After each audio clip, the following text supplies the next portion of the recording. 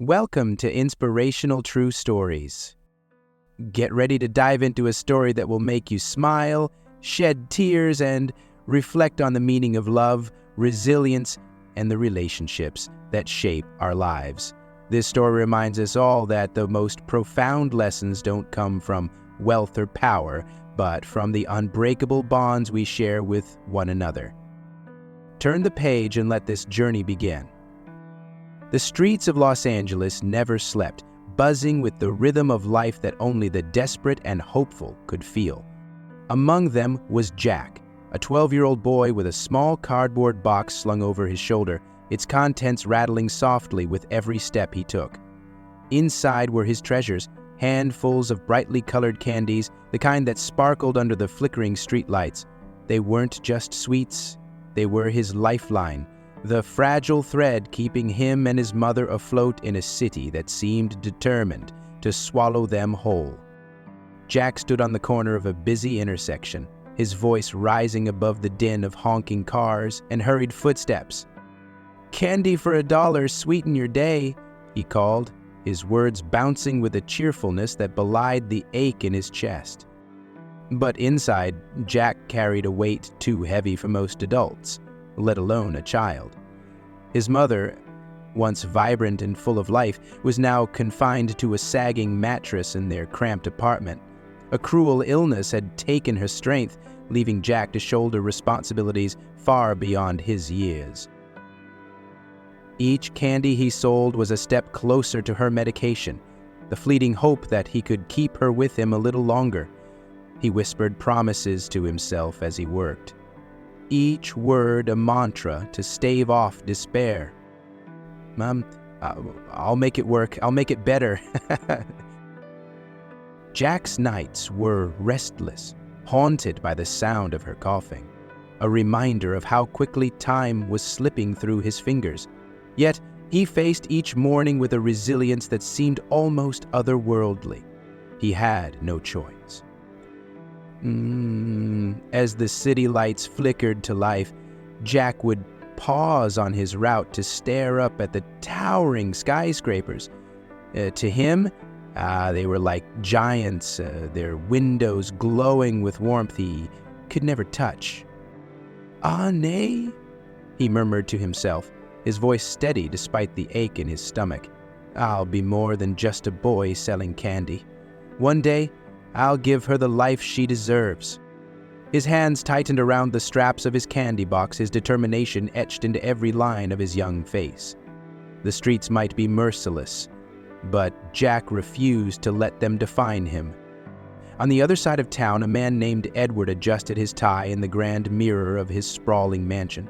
The glass reflected a figure of success, tailored suit, polished shoes, and a face that had forgotten how to smile. Edward was a businessman through and through, his days consumed by deals and deadlines. But in his heart, something was missing. His 8-year-old daughter Emily often filled the mansion's echoing halls with questions he rarely had time to answer. She had her toys, her private tutors, and her lavish garden to play in, yet none of it replaced the one thing she longed for, her father's attention. "Daddy, can we play today?" Emily had asked him that morning, her small hands clutching the edge of his desk. "Of course, sweetheart," Edward had replied absent-mindedly, his eyes fixed on his phone. Emily's face had lit up with hope, but deep down, she knew the promise would be broken by lunchtime. She watched as her father left for work, the sound of his car engine fading into the distance.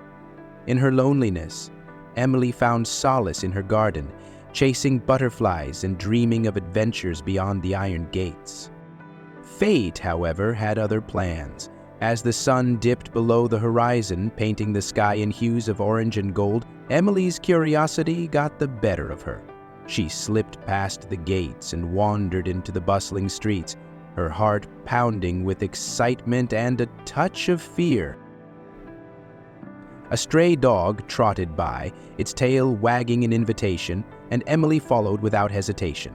She darted between pedestrians, her laughter echoing like a melody amidst the chaos. But as the dog dashed into the road, so did Emily, her small figure oblivious to the cars speeding toward her. At that moment, Jack's keen eyes caught sight of the danger. Time seemed to slow as his instincts kicked in. He tossed his candy box to the ground and sprinted into the street, his legs moving faster than they ever had before. "Watch out!" he shouted, his voice cutting through the noise. With a swift pull, he yanked Emily back to the sidewalk just as the car screeched to a halt, mere inches from where she had been. Emily trembled in his arms, her wide eyes staring up at her savior. "You saved me," she whispered, her voice quivering. For Jack, it wasn't a heroic act. It was simply what needed to be done.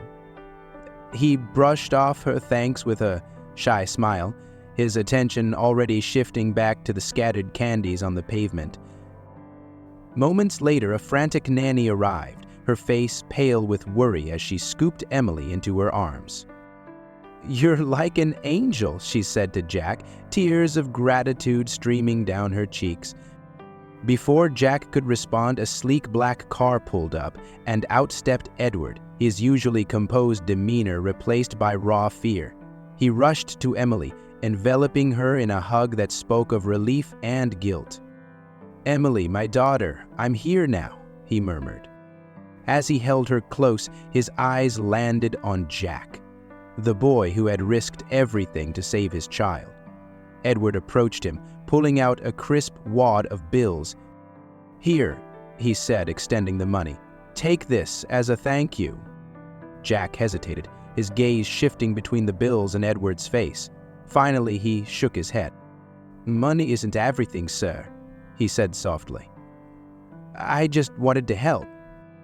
Edward was taken aback by the boy's humility, a stark contrast to the world of greed and ambition he knew so well. "Then tell me," Edward pressed, "what can I do for you?" Jack looked down, his fingers fidgeting with the strap of his candy box. "Come with me," he said at last. "There's someone I'd like you to meet." In that moment, two worlds began to intertwine, the boy from the streets and the man from the mansion, setting the stage for a journey that would change both their lives forever. The wheels of Edward's sleek black car hummed softly against the uneven streets as Jack sat in the passenger's seat, clutching his candy box like a shield. His gaze darted nervously between the passing lights of the city and Edward, whose hands gripped the steering wheel with an intensity that belied his usually stoic demeanor. Behind them, Emily sat snugly in her booster seat, still shaken but safe, her wide eyes fixed on Jack with a mixture of awe and gratitude. The car moved through the city like a ship slicing through stormy seas. Edward broke the silence first. "You didn't have to do that," he said, his voice low but filled with curiosity. "Risking your life for a stranger. It's not something most people would do." Jack glanced at him briefly before turning his eyes back to the road ahead. "She's just a kid," Jack replied simply. "It wasn't a choice, it was what had to be done." Edward nodded, his mind wrestling with the weight of those words. For a man who had spent his life calculating risks and rewards, Jack's selflessness was foreign, almost incomprehensible. As the car slowed to a stop at a red light, Emily leaned forward, her small voice cutting through the thick silence. "Jack," she whispered, her hands clutching the back of his seat, "you're really brave, like one of those superheroes in the movies." Jack chuckled softly, shaking his head. "I'm no hero," he said, "just a guy trying to do the right thing." But to Emily, he was so much more. In her young mind, Jack's actions were larger than life, a moment of courage that had turned a terrifying day into one she would never forget. Her admiration for him was clear in the way she hung on his every word, her small face glowing with sincerity. The car finally pulled up outside a weathered apartment building that looked as though it had been forgotten by time. Its cracked walls and faded paint stood in stark contrast to the polished perfection of Edward's world. Jack climbed out quickly, his movements purposeful but tinged with unease. This was his reality, a place where dreams often withered under the weight of hardship. Edward stepped out after him, scanning the surroundings with a furrowed brow. His leather shoes clicked against the pavement as he followed Jack toward the building, Emily trailing close behind, clutching her father's hand. "This is where you live?" Edward asked, his voice tinged with disbelief. Jack nodded without looking back. "Come on," he said, leading them up the creaking staircase. Each step groaned under the weight of their presence, as if protesting the intrusion of strangers. Inside the apartment, the air was thick with the faint scent of medicine and the hum of a small fan struggling against the summer heat. A frail woman lay on a worn-out couch, her face pale and lined with the traces of both illness and love. When she saw Jack, her tired eyes lit up with a warmth that seemed to momentarily erase her pain. "Mom," Jack said softly, kneeling beside her, "I brought someone to meet you." The woman's gaze shifted to Edward and Emily, her expression a mixture of surprise and mild embarrassment. "I'm sorry for the mess," she said weakly, her voice barely above a whisper. "I hope Jack didn't trouble you." Edward shook his head, stepping forward with an unfamiliar gentleness. "Nevertheless," he replied, "your son is remarkable." For a moment, silence filled the room, heavy with unspoken truths. Edward's eyes traveled across the small apartment, taking in the peeling wallpaper, the patched furniture, and the framed photographs that hinted at happier times. This was a world so far removed from his own that it felt almost unreal. Yet there was a warmth here, a bond between mother and son, that his mansion could never replicate. Breaking the silence, Jack looked up at Edward, his eyes filled with a rare vulnerability. "Mr. Edward," he began hesitantly, "my mom, she needs medicine. The doctor said it's expensive, and I've been trying to save, but..." His voice faltered, the weight of his struggle choking the words in his throat. He didn't need to finish. The desperation in his eyes spoke volumes. Edward crouched down to meet Jack's gaze, his expression softening in a way that surprised even himself.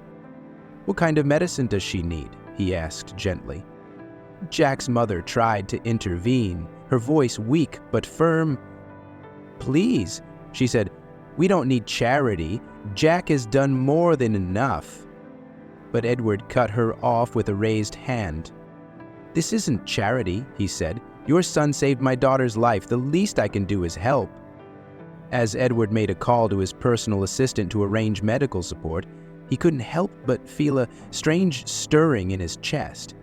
It was as if Jack's humility and courage had unearthed something long buried within him, a part of himself that had been lost in the pursuit of success.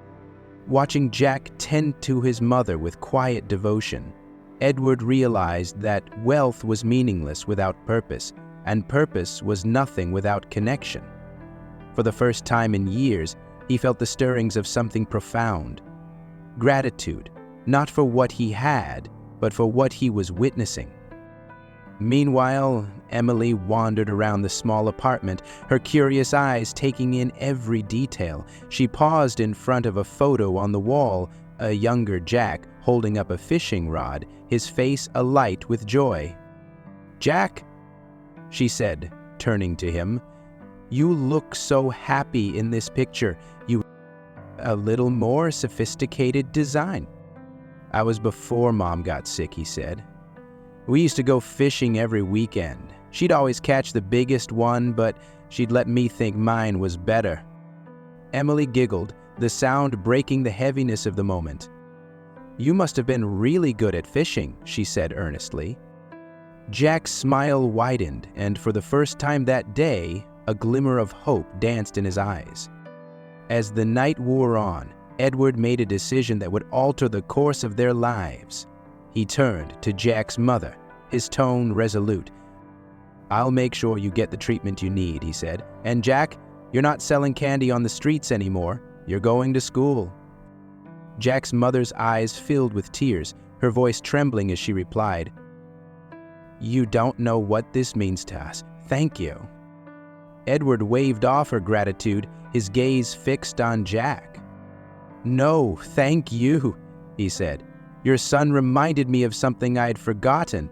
A life worth living isn't measured in dollars, but in moments like this."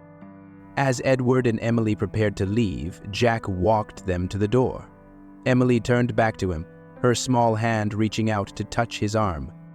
"We're going to see each other again, right?" she asked, her voice filled with childlike hope. Don't forget to like if you find this story meaningful to you, and subscribe so you don't miss the next stories. Jack nodded, a rare smile breaking across his face. He said, "We're friends now, aren't we?" Emily grinned, and for a moment the weight of the world seemed lighter for both of them. As the door closed behind them, Jack leaned against it, his heart pounding with a mix of fear and hope. He didn't know what the future held, but for the first time in a long time, he believed it could be something better. Foundations had been laid, a chance encounter, an act of bravery and bond, forged in the unlikeliest of circumstances. Though none of them could see it yet, their lives were now intertwined, set on a path of transformation that would leave none of them unchanged. The sun rose over Los Angeles with a warmth that seemed almost out of place in the cool, tenuous beginnings of a new chapter for Jack. In the days following their first meeting, Edward had kept his word. True to his efficient, business-like nature, he had ensured Jack's mother was admitted to a private hospital where her care was overseen by the best doctors in the city. Jack, however, couldn't shake the feeling that his world was balancing precariously on the edge of something fragile, something temporary. When Edward arrived at Jack's apartment a week later, he came not as the polished businessman, but as a man unsure of his place in this new narrative. The smell of fresh paint filled the air as a team worked to repair the cracked walls of Jack's home. A modest but functional new couch sat in the corner, replacing the sagging one Jack's mother had used for years. Edward's sleek black car parked outside the modest building still looked like a visitor from another world. Jack stood at the door, his candy box no longer slung over his shoulder. Instead, he held a worn textbook, a donation from a local library Edward had called. "You're really serious about all of this?" Jack said, his tone half questioning, half hopeful. Edward smiled, though the gesture was faint. "You saved my daughter's life, Jack. I don't forget things like that." Jack wanted to believe him, but years of disappointment had taught him caution. The line between dreams and reality had always been razor thin in his world. Edward's promises were like the skyline at sunset, beautiful but fleeting. "Are you ready for school?"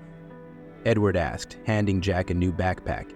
It was simple yet sturdy, a symbol of a life Jack hadn't dared to imagine for himself. Jack hesitated before nodding. Yeah, I guess. But it's been a while since I went."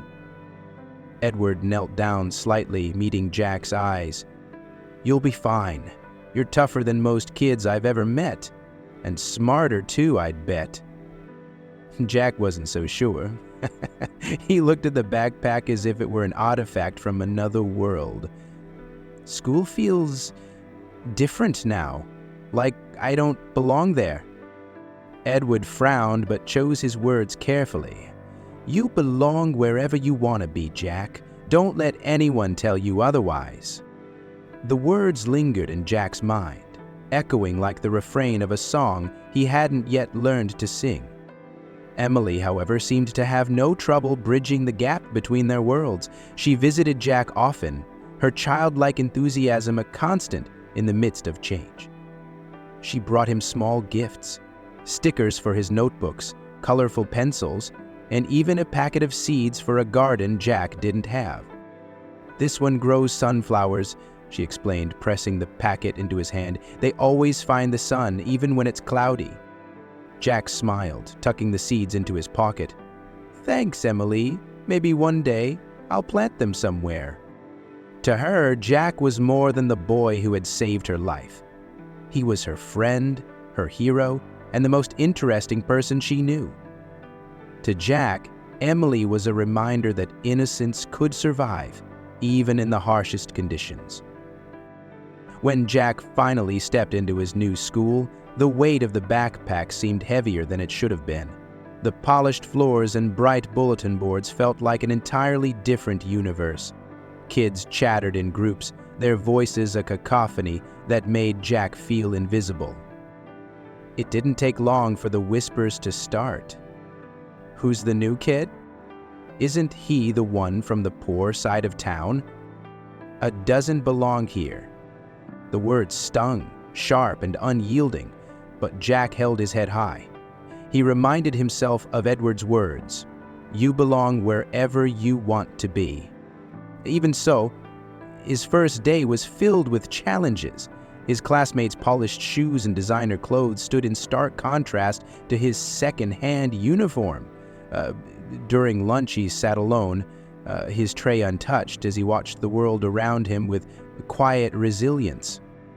Meanwhile, Edward found himself grappling with emotions he hadn't felt in years. Watching Jack navigate the unfamiliar terrain of his new life stirred something within him. It was as if Jack's journey was forcing Edward to confront the hollowness of his own. That evening, he sat in his office, staring at the photographs on his desk. Emily as a baby, Emily on her first day of school, Emily smiling with her mother before she passed away. Edward clenched his jaw, the memories cutting through him like shards of glass.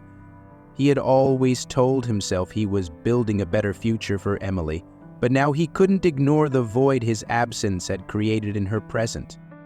A week later, Jack's mother, her health slowly improving, invited Edward and Emily to dinner.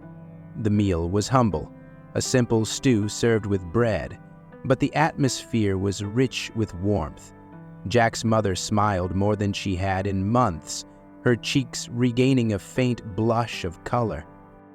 "You've done so much for us," she said to Edward, her voice steady despite its softness. "I don't know how we'll ever repay you." Edward shook his head. "You don't owe me anything. If anything, it's Jack who's reminded me what's really important." As they ate, Emily and Jack talked about school. Emily encouraged him with stories of her own struggles in class, and Jack, for the first time, let his guard down. "Maybe it's not so bad," he admitted, a small smile tugging at his lips. "I mean, I met this kid named Tim. He's pretty cool." Emily beamed. "See? I told you you'd make friends." The exchange was simple, yet profound. It was in that moment that Edward saw something he hadn't noticed before. A family. Not bound by blood, but by a shared resilience and an unspoken understanding. Inspired by Emily's gift, Jack planted the sunflower seeds in a patch of dirt outside their apartment. Every morning before school, he watered them, whispering his hopes into the soil. "Grow strong," he said softly. "Just like Mom. Just like me." The first sprouts appeared weeks later, tiny but determined, pushing through the earth with an almost defiant vigor. They became a symbol for Jack, proof that even in the harshest conditions, life could find a way. Edward's visits to Jack's apartment became more frequent. He found himself drawn not only to the boys' strength, but to the simplicity of their lives. It was a stark contrast to his own, where luxury had dulled his sense of purpose. One afternoon, as Edward helped Jack with his homework, he paused, his voice thoughtful. "Jack, do you know what you want to be when you grow up?" Jack set down his pencil, his brow furrowed in thought. "I think I want to help people, like you helped me." Edward felt a lump rise in his throat. "You already do, Jack," he said quietly. "More than you know." As Jack began to thrive academically, his confidence grew. He spoke up more in class, his sharp mind earning the respect of even the most skeptical classmates. Emily cheered him on every step of the way, her unwavering belief in him a constant source of encouragement. Edward, too, found himself changing. He spent more time with Emily, rediscovering the joy of being present in her life. Together they laughed, played, and created memories that filled the empty spaces in both their hearts. For Jack, for Emily, and for Edward, the seeds of hope had been planted, and though they couldn't yet see the full bloom, they knew something extraordinary was beginning to grow. The summer heat clung to the city like a thick blanket, wrapping itself around every corner of Los Angeles. The streets were alive with the hum of distant traffic and the chatter of hurried lives. Yet within the walls of Jack's modest home, the world felt still, a fragile calm that seemed to hold its breath in anticipation of something greater. Edward sat at the small dining table, his hands clasped tightly around a steaming cup of tea. The aroma of freshly brewed chamomile filled the room, its warmth contrasting with the cold swirl of thoughts in his mind. Across from him sat Jack, his face lit with excitement as he spoke about an upcoming school project. Edward nodded along, but his thoughts were elsewhere. For weeks now, Edward had been caught between two worlds. On one side was the life he had built, gleaming skyscrapers, a sprawling mansion, and a relentless pursuit of wealth. On the other was the life he had stumbled into, a humble home filled with laughter, resilience, and a love so pure it made him question everything he thought he valued. The contrast was stark, like sunlight piercing through storm clouds. The mansion he once saw as a testament to his success now felt like an echo chamber, hollow and lifeless. Here, in this tiny apartment with peeling wallpaper and mismatched furniture, he had found something he hadn't realized he was missing: connection. As Jack chattered on about his project, Edward's phone buzzed. The screen lit up with a notification, a reminder of an important dinner with investors later that evening. It was a dinner he couldn't afford to miss, one that promised to secure a deal worth millions. Yet the thought of leaving felt heavier than the decision should have been. Jack noticed the change in Edward's expression. His voice faltered. "You have to go, don't you?" he asked, his tone flat but tinged with understanding. Edward hesitated, guilt twisting in his chest. "It's something important," he admitted. Jack nodded, his smile forced but brave. "That's okay. I know you have a lot going on." The boy's quiet acceptance stung, more than Edward cared to admit. He stood, placing his cup down carefully. "I'll come back tomorrow," he promised, though the words felt hollow even as he said them. Later that night, Edward found himself seated at a long table in one of the city's most opulent restaurants. Crystal chandeliers cast golden light over the room, illuminating the polished silverware and extravagant dishes. The hum of polite conversation filled the air, punctuated by the occasional clink of glasses. Yet, despite the grandeur surrounding him, Edward felt a gnawing emptiness. The laughter at the table felt forced, the smiles shallow. He glanced at his watch, each passing minute dragging him further from the warmth of Jack's home. As the evening wore on, one of the investors leaned in, his voice dripping with arrogance. "You're a lucky man, Edward. All this wealth, all this power. It's the dream, isn't it?" Edward forced a smile, the words bitter on his tongue. "Yes," he replied automatically. But in his heart, the answer felt like a lie. The dream he had chased for so long now felt like a cage, gilded but suffocating. Midway through the dinner, Edward's phone buzzed again. This time, it was a text from Emily. Her simple words pierced through the noise of the room. "Jack's sunflower bloomed today. He says it reminds him of hope." Edward stared at the message, the image of the tiny apartment flashing in his mind. He pictured Jack's smile, the way his face lit up when he spoke about his dreams. He thought of Emily, how she had found joy in a world far simpler than the one he had tried to create for her. And he thought of himself, what he had lost in his relentless pursuit of success. Excusing himself abruptly, Edward left the dinner. His departure drew curious glances, but he didn't care. For the first time in years, he was running toward something that truly mattered.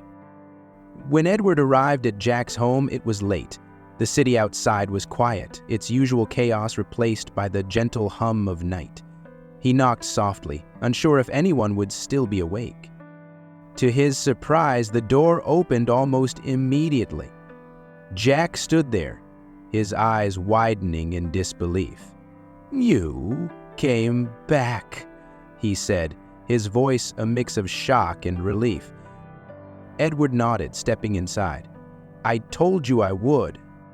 Jack led him to the kitchen, where a small vase held a single sunflower. Its golden petals seemed to glow under the dim light, standing tall and proud despite its humble surroundings. Edward stared at it, his throat tightening. "It's beautiful," he said, his voice thick with emotion. Jack smiled, his fingers brushing the edge of the vase. "Mom says it's like me, small but strong." Edward turned to Jack, his gaze steady. "No, Jack, it's like all of us, finding a way to grow, even when the odds are against us." As they sat together, the conversation turned deeper. Edward spoke about his own struggles, how he had lost sight of what truly mattered, how his wealth had become a barrier instead of a bridge. Jack listened intently, his young face filled with a wisdom far beyond his years. "Do you think it's too late?" Edward asked, his voice barely above a whisper. Jack shook his head. "It's never too late to change. You just have to decide what's really important." Edward's chest tightened. The boy's words carried a weight he hadn't expected, their simplicity cutting through the fog of his doubts. In that moment, Edward made a decision, not just for himself, but for Jack, for Emily, and for the life he wanted to build. The next day, Edward took Jack and his mother to a new home. It wasn't a mansion, but it was spacious, comfortable, and filled with light. Jack's mother wept as she saw the clean rooms, the sturdy furniture, and the garden where Jack could plant as many sunflowers as he wanted. For Edward, it was more than just an act of generosity, it was a step toward redemption. He watched as Jack explored the house with wonder, his laughter filling the space like sunlight breaking through clouds. As they stood together in the garden, Edward knelt down to Jack's level. "This is just the beginning," he said. "I want you to dream big, Jack. You're capable of so much more than you realize." Jack looked up at him, his eyes shining. "I won't let you down." Edward smiled, placing a hand on the boy's shoulder. "You never could." In the weeks that followed, Edward made more changes. He spent more time with Emily, joining her for breakfast each morning and walking her to school. He took on fewer meetings, focusing instead on building a life that valued connection over profit. For Jack, life blossomed in ways he had never imagined. He excelled in school, his determination inspiring those around him. Emily became his biggest cheerleader, their bond growing stronger with each passing day. And as Edward watched them together, he felt something he hadn't felt in years: peace. The weight of his old life had lifted, replaced by the simple joy of seeing those he cared about thrive. The sunflower Jack had planted became a symbol for them all. Its bright golden petals reached toward the sky, a testament to the resilience of the human spirit. For Edward, it was a daily reminder that true wealth wasn't found in bank accounts or boardrooms. It was found in moments of love, courage, and connection. And in the hearts of those who dared to grow, even in the toughest soil. The sunflower in the garden swayed gently in the breeze, its golden petals catching the late afternoon sun. Jack stood in front of it, watering the soil with careful hands, as if tending to a treasure. The small garden, once bare and overlooked, was now alive with green shoots and blossoms, a reflection of the transformation in Jack's life. His mother's laughter drifted from the kitchen window, a melody Jack hadn't heard in years, and it warmed his heart in a way words could never describe. Edward leaned against the garden gate, watching Jack with quiet admiration. The boy had changed so much in the past few months. His shoulders, once burdened with the weight of responsibility, now carried a quiet confidence. His face, once pale from worry, now glowed with hope. Edward glanced down at Emily, who clutched his hand, her face lit with a radiant smile. "Daddy, look at Jack," she said softly. "He's like the sunflowers, isn't he? Always standing tall, even when things are hard." Edward smiled at his daughter, her words wrapping around his heart like a gentle embrace. "Yes, sweetheart," he replied. "He is." Inside the new house, Jack's mother, Mary, was bustling around the kitchen. Though her movements were still slow, there was strength in them, a testament to her recovery. The table was set with care, each plate and glass placed perfectly, as if tonight's dinner were a feast. Edward and Emily entered, their footsteps quiet as they took in the scene. "It smells wonderful, Mary," Edward said, his voice warm. Mary turned, wiping her hands on a dish towel. "It's just a simple stew," she said with a smile, her eyes sparkling, "but tonight feels special." Jack joined them, his face alight with excitement. "Mom's cooking always makes everything feel like home," he said proudly. Edward felt a pang in his chest, an ache that was equal parts joy and longing. He had spent years dining at lavish tables, surrounded by people who never truly saw him, yet here, in this modest kitchen, he felt more at home than he ever had. After dinner, Jack and Edward sat on the porch, the night air cool and soothing. The stars above sparkled like tiny diamonds scattered across a velvet sky. Jack leaned back in his chair, his gaze fixed upward. "Do you ever think about the future?" Edward asked, breaking the comfortable silence. Jack nodded slowly. "All the time," he admitted. "But it feels different now. It doesn't scare me like it used to." Edward tilted his head, studying the boy's face. "What changed?" Jack turned to him, his expression thoughtful. "Before, the future felt like a dark tunnel, just something I had to get through, but now it feels like there's light at the end." Edward smiled, a deep sense of pride swelling in his chest. "That light is you, Jack, your strength, your hope. It's what makes everything possible." Jack's cheeks flushed, but he didn't look away. "You helped too," he said quietly. "You and Emily. You gave me a chance." Edward reached over, placing a hand on Jack's shoulder. "And you've made the most of it. You've taught me more than you know, Jack." Inside, Emily was showing Mary a drawing she had made. It depicted the sunflower in the garden, its petals stretching toward a bright sun. "This is for Jack," Emily explained, "to remind him of how far he's come." Mary smiled, her hand resting gently on Emily's head. "You're a wonderful friend to him, Emily. He's lucky to have you." Emily beamed. "We're lucky to have each other," she said simply.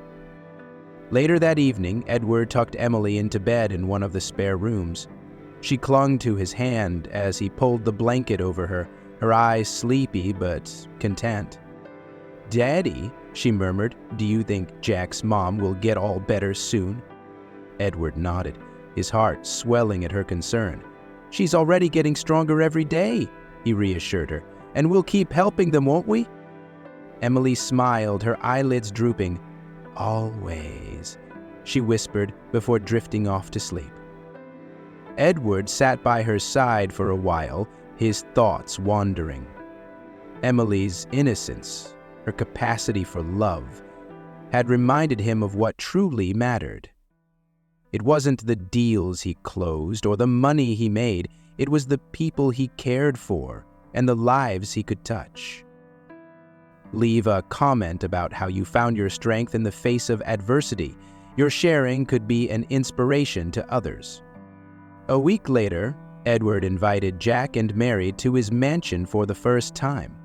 Jack marveled at the sprawling estate, his eyes wide as he took in the grandeur of the marble floors and crystal chandeliers. Yet, as they walked through the empty halls, he couldn't help but notice the silence. It's so big," Jack said, his voice echoing slightly. "But it feels, lonely." Edward chuckled softly, his gaze distant. "It used to feel like success," he admitted. "Now, it just feels like a shell." Mary placed a hand on Edward's arm, her touch gentle. "Success isn't about where you live," she said. "It's about the lives you touch." Edward nodded, her words striking a chord deep within him. "That's what I'm learning," he said, his voice resolute. Over the following months, Edward's efforts expanded beyond Jack's family. Inspired by Jack's resilience, he began funding programs for underprivileged children, creating opportunities for them to dream and thrive. Jack became a symbol of hope, often speaking at events to share his story. At one such event, Edward introduced Jack to the crowd.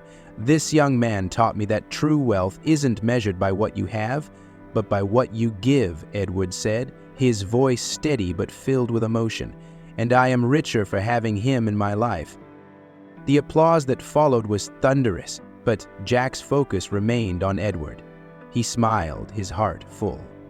"Thank you," he said quietly. Back at their home, the garden Jack had nurtured flourished. The sunflowers stood tall, their golden faces turned toward the sky. Mary often sat among them, her health restored and her spirit brighter than ever. One evening, as the sun dipped below the horizon, casting a warm glow over the garden, Edward joined Jack by the flowers. "You did this," Edward said, gesturing to the vibrant blooms. "You turned a patch of dirt into something beautiful." Jack shrugged, his eyes twinkling. "It's just about taking care of things, giving them what they need to grow." Edward looked at Jack, his chest tight with emotion. "You're wise beyond your years, Jack.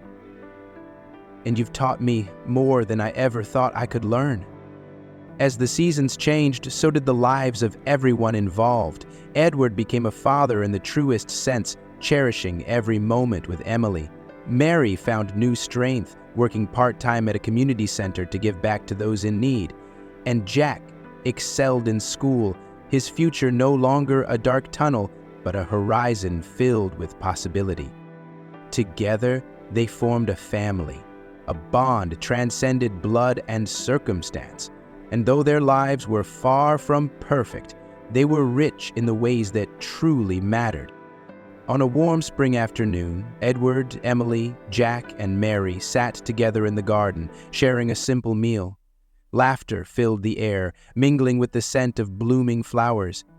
As they clinked their glasses in a toast, Edward looked around the table, his heart full. "To hope," he said, raising his glass, "and to the people who make it worth believing in." Jack grinned, his eyes shining. "To family," he added. As the sun dipped lower in the sky, casting its golden light over the garden, the family sat together, a picture of resilience, love, and hope. The sunflowers swayed gently in the breeze, their faces turned toward the sun, just like Jack, always reaching for the light. The garden seemed to hum with life, a quiet symphony of rustling leaves and vibrant blooms. The sunflowers stood tall, their golden faces turned toward the light, a testament to resilience and the power of nurturing care. Jack sat cross-legged on the grass, his notebook open in front of him. He was sketching the garden, each stroke of his pencil a reflection of the peace he had come to know. Edward watched from the porch, his arms crossed loosely, a contented smile playing on his lips. Beside him sat Mary, her health restored, her face radiant with quiet happiness. Emily darted through the garden, her laughter ringing like the tinkling of wind chimes as she chased a butterfly. For the first time in years, Edward felt whole.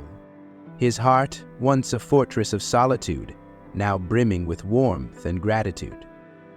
Edward's voice broke the gentle rhythm of the afternoon. "It's incredible, isn't it?" he said, his tone soft but filled with wonder. Mary turned to him, her eyes following his gaze toward Jack and Emily. What is?" she asked. "How much life can change," Edward replied, his words tinged with emotion. "I used to think success was about building walls, protecting myself, my wealth, my time, but now I see it's about breaking those walls down." Mary nodded, her hand resting lightly on her lap. "Love has a way of teaching us what truly matters," she said, "and sometimes it takes someone like Jack to remind us." Edward chuckled lightly. "He's done more than remind me. He's changed me." That evening, Jack approached Edward with a folded piece of paper in his hand. His cheeks were flushed with a mix of excitement and nervousness. "What's this?" Edward asked, taking the paper. "It's just something I wrote," Jack said, shuffling his feet. For you." Edward unfolded the paper carefully, his eyes scanning the neatly written words. It was a letter, simple, yet profoundly heartfelt. "Dear Mr. Edward, you came into my life when I didn't even know how much I needed someone like you. You didn't just help my mom and me, you gave me hope. You taught me that it's okay to dream big and that kindness can change everything. I'll never forget what you've done for us. You're more than a friend, you're family. Thank you for believing in me." Edward's throat tightened as he read the final lines. He looked up at Jack, his vision blurred with unshed tears. "Jack," he began, his voice faltering, This means more to me than you'll ever know." Jack grinned, his youthful innocence shining through. "You mean a lot to us, too," he said simply. The next morning, Emily bounded into the kitchen where Edward and Jack were sharing breakfast. "Daddy, Jack, I have an idea," she exclaimed, her excitement infectious. Edward smiled, sipping his coffee. "What's this idea of yours?" Emily plopped down in her chair, her eyes sparkling. "We should plant more flowers, not just here, but everywhere, like in parks, at schools, even in places where people don't have gardens. That way everyone can have something beautiful to look at." Jack's face lit up. "That's a great idea," he said. "Flowers make everything better." Edward nodded thoughtfully. "You know, Emily, that's not just a good idea. It's an important one. Beauty has a way of lifting spirits, just like you and Jack have lifted mine." Inspired by Emily's suggestion, Edward took action. He partnered with local schools, community centers, and city parks to create garden spaces filled with sunflowers, daisies, and other bright blooms. The initiative became more than just a project. It became a movement. Jack and Emily became the faces of the campaign, their youthful enthusiasm capturing the hearts of everyone they met. In one of their speeches, Jack stood on a small stage in front of a group of children. "Flowers are like people," he said, his voice steady. "They need care, love, and a little bit of sunshine to grow. And when they bloom, they make the world a better place." The crowd erupted in applause, and Edward, watching from the sidelines, felt a deep sense of pride. Jack's words weren't just about flowers. They were about life, about the connections that make it meaningful. As the gardens grew, so did Mary's strength. She began volunteering at the community center, teaching cooking classes to mothers who were struggling to make ends meet. Her gentle guidance and warm demeanor drew people to her, and soon she became a pillar of support for many families. One afternoon, Edward visited the center to see her in action. He found her surrounded by a group of women, their laughter filling the room as they worked together to prepare a meal. "You've built something beautiful here, Mary," Edward said as they walked out together later. Mary smiled, her face glowing with gratitude. "It's not just me," she said. "It's all of us. When we lift each other up, we all rise." As the months turned into years, the bond between Edward, Mary, Jack, and Emily deepened. They weren't bound by blood, but by something far stronger: love and shared purpose. Holidays were spent together, their laughter echoing through Edward's once empty mansion. Birthdays were celebrated with homemade cakes and heartfelt gifts, each moment a testament to the joy they had found in each other. Edward, once consumed by work and wealth, now found fulfillment in the simplest things: reading to Emily before bed, helping Jack with his homework, or sharing quiet moments with Mary in the garden. On a crisp autumn evening, as the sun dipped below the horizon, the family gathered in the garden for a small celebration. Edward had prepared a speech, his hands trembling slightly as he held a piece of paper. But as he looked at the faces around him, Jack's bright eyes, Emily's infectious smile, Mary's serene expression, he set the paper down. "I had something prepared," he began, his voice steady, "but I think I'd rather speak from the heart." He paused, taking a deep breath. "When I first met Jack, I thought I was helping him.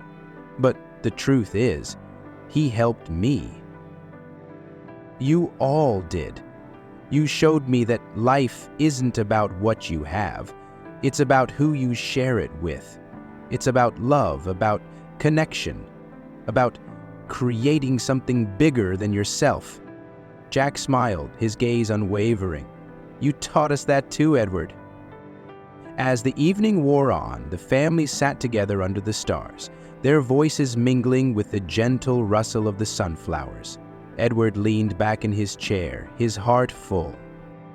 He thought about the life he had lived before, a life of ambition, of walls built to keep others out.